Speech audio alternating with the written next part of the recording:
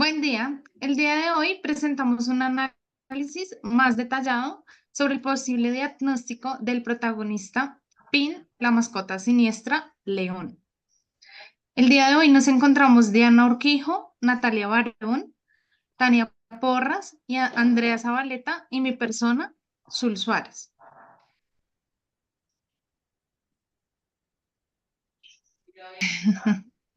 Ok, vale. De acuerdo al análisis que realizamos, hipótesis diagnóstica, hacemos referencia al trastorno del espectro autista, el TEA, en el nivel 1, el que es anteriormente el trastorno de Asperger. El personaje principal de la película exhibe características que sugieren la presencia de un trastorno del espectro autista, específicamente en el nivel 1 según el DSM-5, antes conocido como trastorno de Asperger. Estas características influyen déficits significativos en la comunidad social, como dificultades para mantener conversaciones bidireccionales y falta de reciprocidad emocional. Además, muestra patrones restrictivos y repetitivos, comportamientos como seguir rutinas inflexibles y tener intereses obsesivos y focalizados, como con su mascota Pin. Estos comportamientos incluyen movimientos corporales repetitivos, consistentes con los patrones motores observados en personas con TEA. Aunque León exhibe comportamientos que podrían confundirse con esquizofrenia o trastorno esquiziotípico de la personalidad, su perfil parece encajar más con el TEA nivel 1, debido a sus intereses restringidos, dificultades en la interacción social y comunicación inusual. No muestra alucinaciones ni delirios típicos de la esquizofrenia y su comportamiento no refleja claramente el pensamiento mágico del trastorno esquizotípico de la personalidad y el de la esquizofrenia. Por lo tanto, el TEA es una interpretación más probable de sus comportamientos.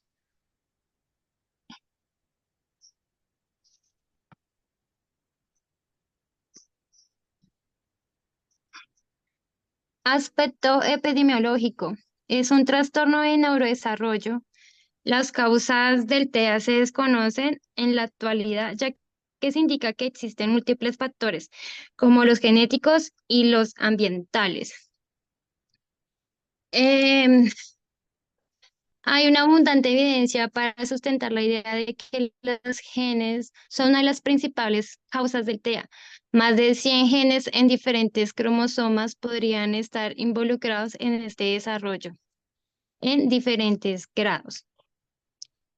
Que las diferentes mutaciones genéticas probablemente tengan roles diferentes en el TEA. Por ejemplo, determinadas mutaciones o combinaciones de mutaciones podrían provocar síntomas específicos o controlar cuán leves o graves son estos síntomas, o aumentar la propensión al autismo. Esto significa que alguien con una de estas mutaciones genéticas corre más riesgo de tener autismo que una persona sin la mutación. Para los criterios diagnósticos y llegar a la conclusión de que podía ser un TEA, nos basamos principalmente en algunas sintomatologías que podíamos evidenciar en el transcurso de la película. Entre ellas podíamos ver que León tenía una dificultad para iniciar o mantener conversaciones, tanto con sus pares. En sí, él se le dificultaba esta comunicación y veía que podía expresarse muchísimo más con Pin, creyendo así, pues, que era semejante y podía entenderlo. También podíamos ver una falta de reciprocidad emocional en las interacciones. Podía verse que él, por ejemplo, no tenía pues reacciones como generalmente las puede tener un niño o un adolescente, sino que eran muy limitadas. y pues a veces se podía ver una dificultad para entender y responder a las emociones. También había una adherencia inflexible a las rutinas específicas. Entonces, se podía evidenciar también que no percibía de la misma manera la forma como pues se cuidaba, cómo se alimentaba. Entonces, él, digamos que siempre estaba pendiente de lo que PIN significaba en su vida como como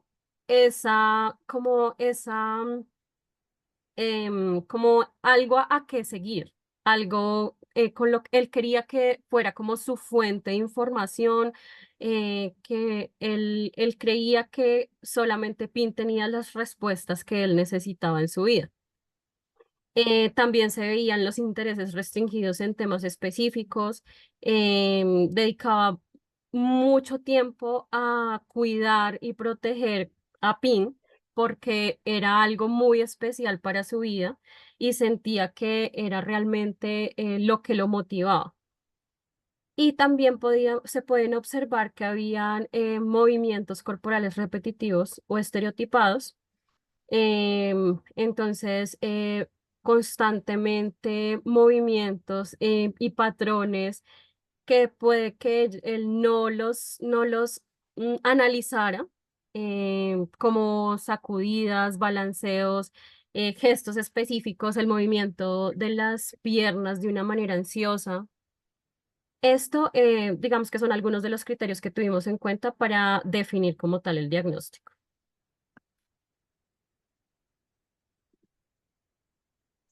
Listo, entonces siguen los factores protectores, aunque pues en la dinámica familiar de León es muy complicada la relación con los papás, sobre todo.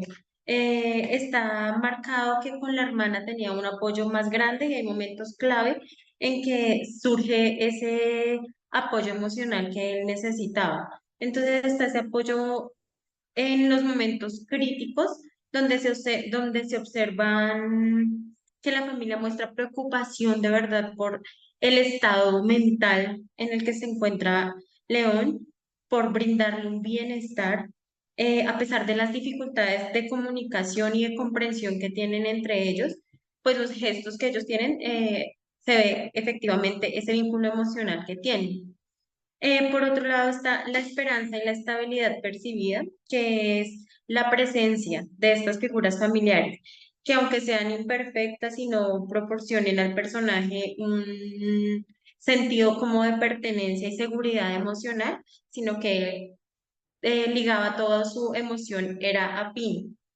Esto fue crucial para poder contrastar en cierta medida la sensación de alineación y ansiedad que él experimentaba debido a las dificultades de las relaciones con los demás. Entonces se puede ver que el interés obsesivo y la conexión emocional con Pim también actúan como factores protectores importantes, ya que Pim representaba para él muchísimo, más que una simple mascota, para él era una figura que él podía desahogarse, que podía centrar su atención, su estabilidad y su emoción. Después, la reducción del estrés y la ansiedad, ya que la presencia de PIN simplemente para él era un calmante emocional. Lo calmaba emocionalmente, lo ayudaba a estabilizar sus emociones y pues lamentablemente conectaba con un mundo que no estaba real en él. Bueno, dentro de los factores de riesgo, lo primero que podemos ver es un aislamiento social. En segunda medida podemos encontrar una fijación sobre objetos específicos y también una incomprensión y un estigmatismo. Mm, Cuando hablamos de un aislamiento social, entonces empezamos a ver las dificultades para establecer relaciones específicas. Podemos observar que a lo largo de la película, el personaje principal muestra diferentes dificultades para conectar con uno u otro tipo de personaje. Eh, Más característicamente sucede cuando su hermana le quiere presentar a otras personas, quiere que interactúe más con la sociedad, con el entorno al que ellos deberían empezar a vivir. Se puede observar que suelen ser momentos muy superficiales y muy limitados, desarrollando una incapacidad para tener relaciones satisfactorias. También lo podemos observar cuando él mismo intenta tener una cita con una chica y para él fue más relevante el hecho de presentarle a Pin que realmente tener una interacción con un ser humano. Cuando hablamos sobre la fijación en objetos específicos, podemos ver la obsesión tan grande con Pin como un objeto de interés principal. El personaje muestra como esa obsesión intensa y focalizada sobre Pin, dedicándole la gran mayoría de su tiempo a que se viera bien, a que pareciera un humano, se vistiera bien, oliera como un ser humano, y ahí es donde podemos ver cómo se muestra una fijación importante sobre un objeto específico. Y cuando hablamos sobre la comprensión y la estigmatización, entendemos como la falta de comprensión de otros personajes. Ellos no entienden y no, para ellos es poco específico y poco claro el hecho de ese cariño que el personaje pues muestra hacia Pin, de cómo él quiere demostrar que es una persona real, que habla, y lo intenta demostrar con el hecho de tener la capacidad de ventriloquismo, donde él mismo se contesta las preguntas. Entonces entendemos cómo esa incomprensión y estigmatización se muestra a través también de juicios negativos. Son estereotipos malentendidos en un comportamiento del personaje que pueden llegar a ser bastante estigmatizados. Entonces, estos se consideran o se ven desde los momentos en que lo etiquetan como un ser extraño o una persona rara. Bueno, la responsabilidad y compromiso ético del psicólogo frente a este diagnóstico em, es muy importante contar con una confidencialidad, es decir, respetar la privacidad del personaje, incluso así sea un contexto ficticio. Y también es muy importante tener precisión diagnóstica basándonos en el diagnóstico en criterios clínicos válidos del DSM-5 y con ello evitar estereotipos.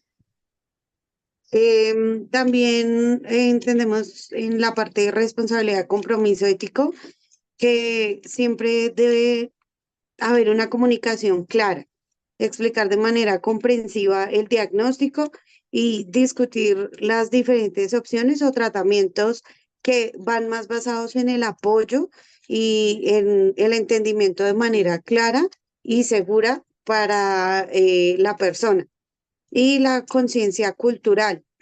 No podemos negar que el hecho de tener un diagnóstico psicológico debe permitir que la persona se sienta excluida.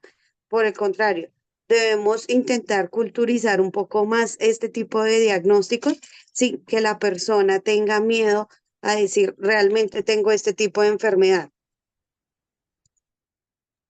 Dentro de las éticas de nosotros como psicólogos, es muy importante principalmente que tanto la familia como el paciente tenga conocimiento como tal de los factores que están implícitos en el diagnóstico, así como el manejo como tal que sea de una manera responsable el manejo que se le va a dar al tratamiento.